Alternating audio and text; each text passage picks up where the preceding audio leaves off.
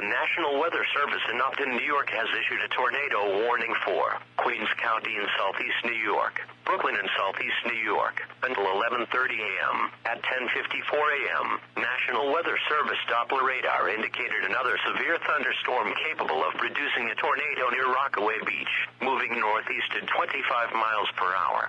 Other locations in the warning include but are not limited to Sheep's Head Bay, Canarsie, Howard Beach, Kennedy Airport, Ozone Park, Forest Hills, Jamaica, Little Neck, Clearview Expressway, Whitestone, Flushing, and Bayside. When a tornado warning is issued, based on Doppler radar, it means that strong rotation has been detected in the storm.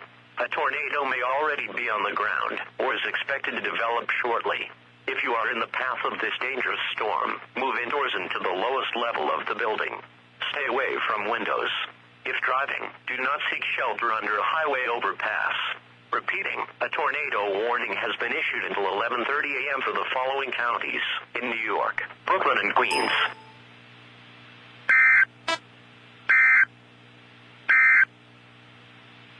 The coastal water